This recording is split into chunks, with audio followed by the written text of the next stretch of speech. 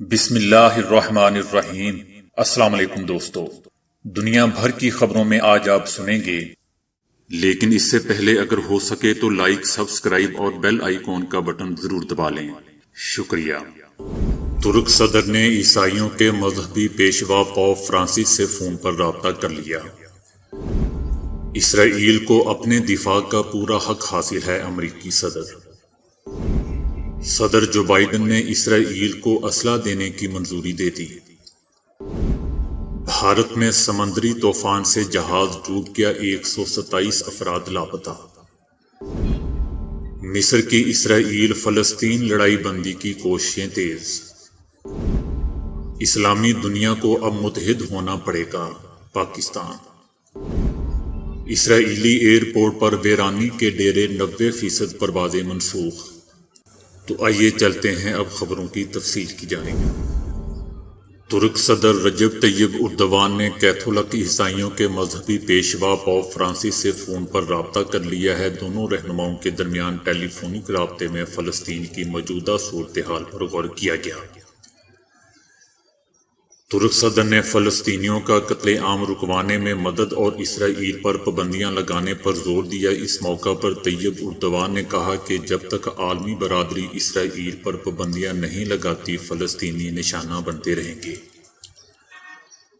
ان کا کہنا تھا کہ فلسطینیوں پر اسرائیلی حملوں کے اثرات پوری انسانیت پر پڑ رہے ہیں۔ دوسری طرف ترک صدر رجب طیب اردوان نے اسرائیل کی حمایت پر امریکی صدر جو بائیڈن کو شدید تنقید کا نشانہ بناتے ہوئے کہا کہ جو بائیڈن نے اسرائیل کی حمایت کر کے اپنے ہاتھ فلسطینیوں کے خون سے رنگ لیے ہیں۔ جو بائیڈن اپنے خون آلود ہاتھوں سے تاریخ رقم کر رہا ہے اور ہم اب مزید خاموش نہیں رہ سکتے۔ ترک صدر رجب طیب اردوان نے کہا کہ فلسطین کی حمایت سے پیچھے نہیں ہٹ سکتے۔ قوم سے خطاب کرتے ہوئے ترک صدر نے کہا کہ اسرائیل کی حمایت کرنے پر جو بائیڈن کے ہاتھ خون سے لال ہیں۔ امریکہ نے اپنے رویے سے ہمیں یہ کہنے پر مجبور کر دیا ہے کہ ہم فلسطین کی حمایت سے پیچھے نہیں ہٹیں گے۔ ترک صدر کی طرف سے ان پر سخت الفاظ کے ذریعے تنقید کی گئی ہے۔ گزشتہ چند ماہ کے دوران رجب طیب اردوان امریکی انتظامیہ اور یورپی اتحادیوں کے ساتھ اپنے تعلقات معمول پر لانے کی کوششوں میں مصروف ہیں۔ انہوں نے امریکی صدر کو مخاطب کرتے ہوئے کہا کہ آپ نے ہمیں یہ سب کہنے پر مجبور کیا، لیکن اب ہم مزید خاموش نہیں رہ سکتے۔ ترک صدر رجب طیب اردوان دوستو، گزشتہ 18 سال سے مشرق وسطی فلسطینیوں کی سب سے زیادہ حمایت کرنے والے رہنما ہیں۔ یاد رہے کہ گزشتہ ہفتے پارٹی اجلاس کے بعد خطاب کرتے ہوئے اردوان نے اسرائیل کو دہشت گرد ریاست قرار دیا تھا۔ قوم سے خطاب کے دوران ترک صدر نے کہا کہ آج ہم نے دیکھا کہ جو بائیڈن نے اسرائیل کو ہتھیار فروخت کرنے کی ڈیل پر دستخط کر دیے ہیں۔ فلسطینیوں پر ظلم و ستم، اذیت کے ساتھ ساتھ ان کا خون بہایا جا رہا ہے، جبکہ فلسطینی سلطنت عثمانیہ کے خاتمے کے بعد امن کے منتظر ہیں۔ امریکی ڈیموکریٹک پارٹی کی نمائندہ خاتون الہان عمر امریکی صدر پر برس پڑی۔ امریکی ڈیموکریٹک پارٹی کی نمائندہ خاتون الہان عمر نے اسرائیلی مظالم کے خلاف آواز بلند کرتے ہوئے کہا کہ مجھے ہر اس بچے کے درد کا احساس ہے جو خوف کے مارے بستر میں چھپ جاتا ہے۔ انہوں نے فلسطین پر اسرائیلی حملوں کے حوالے سے امریکی صدر جو بائیڈن کی پالیسی پر سخت تنقید کی۔ الہان عمر نے کہا کہ لڑائی بندی کی حمایت کرنے میں امریکی تاخیر سے بچوں کا قتل عام اور جانیں ضائع ہو رہی ہیں۔ اس سے پہلے وائٹ ہاؤس نے امریکی صدر جو بائیڈن کی اسرائیلی وزیر اعظم نیتن یاہو سے فون پر اسرائیل کے میزائل حملوں سے اپنا دفاع کرنے کی حق کی حمایت کی تصدیق کی۔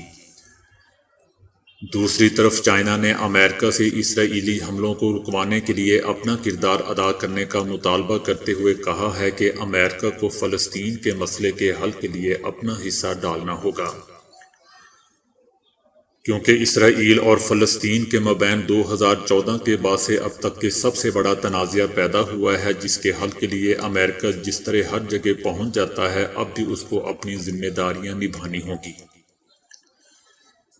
چائنا کا مزید کہنا تھا کہ اسرائیل کو تحمل سے کام لیتے ہوئے مسلمانوں کے خلاف تشدد، دھمکیوں اور اشتعال انگیزی کا سلسلہ فوراً بند کرنا چاہیے۔ فلسطین میں متاثرین کو امداد کی اشد ضرورت ہے۔ انسانی ہمدردی کے تحت تمام ممالک مل کر فلسطینی عوام کے دکھوں کا مداوع کریں۔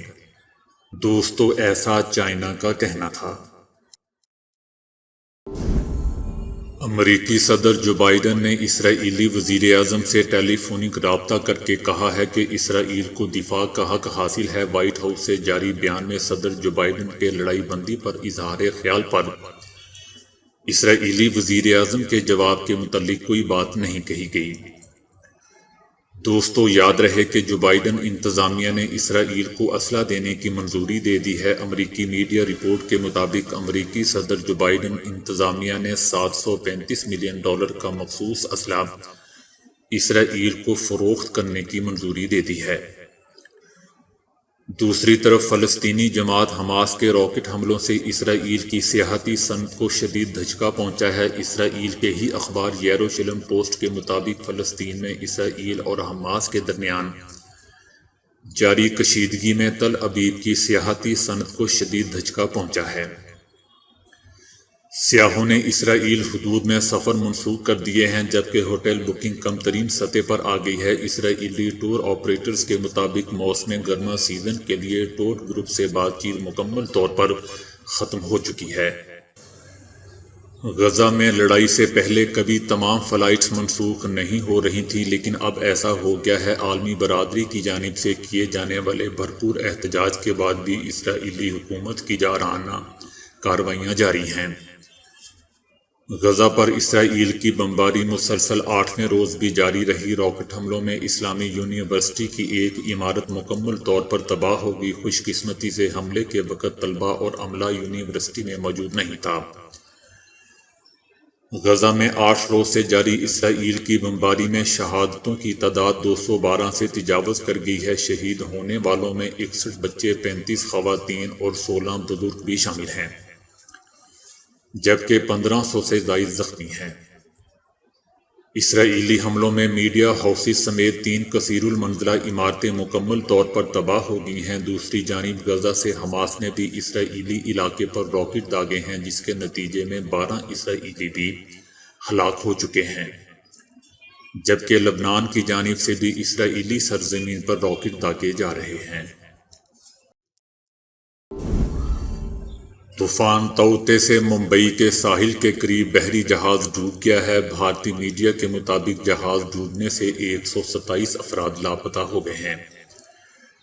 سمندری طوفان گزشتہ رات بھارتی شہر گجرات سے ٹکرایا تھا۔ ہندوستانی بحریہ نے ساحل کے ساتھ پٹی میں پھنسے ہوئے سینکڑوں افراد کو بچانے کے لیے 2 جہاز روانہ کیے تھے۔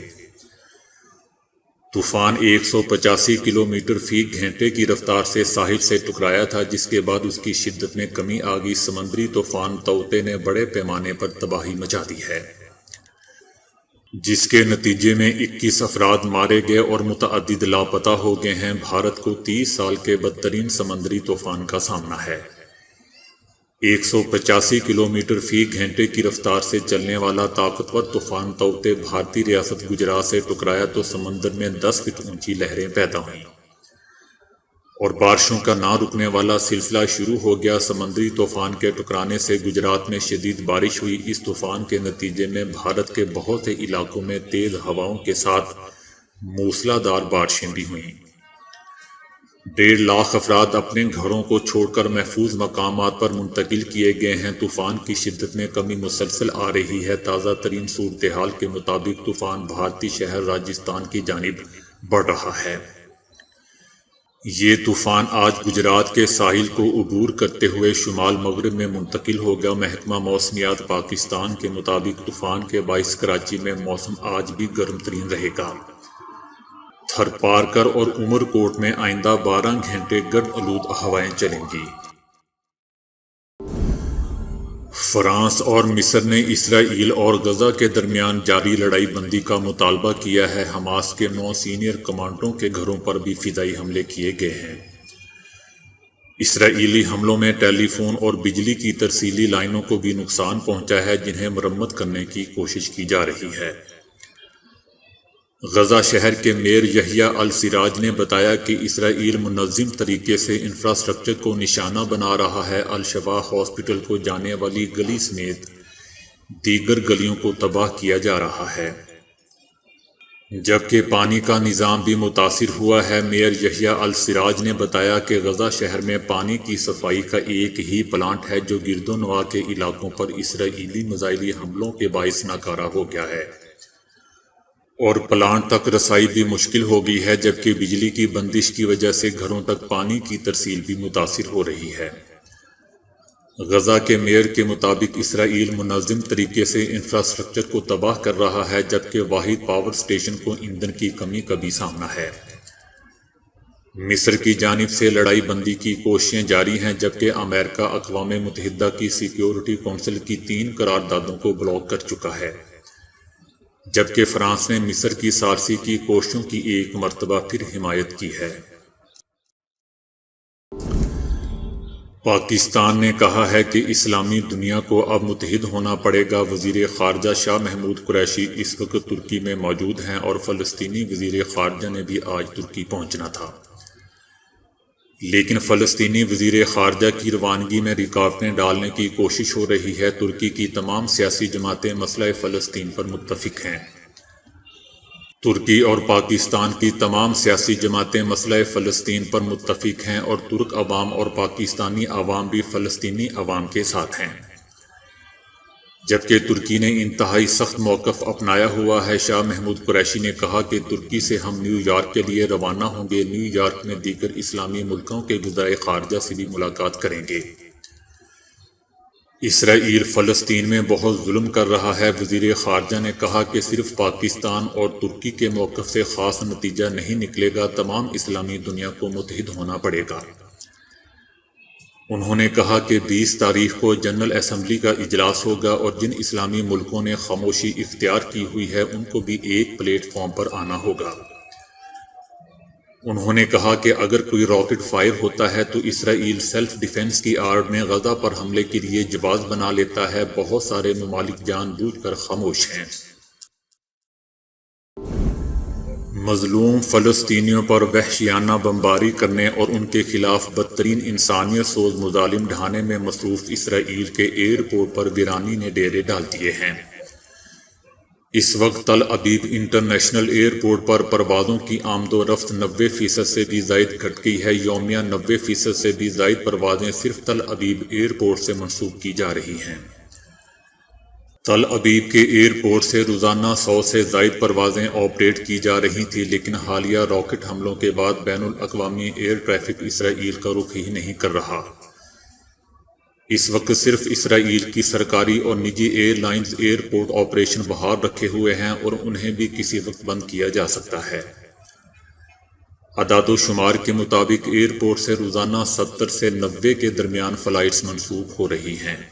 تو دوستو آج کے لیے اتنا ہی۔ ویڈیو کو لائک اور شیئر کرنے کا بہت بہت شکریہ۔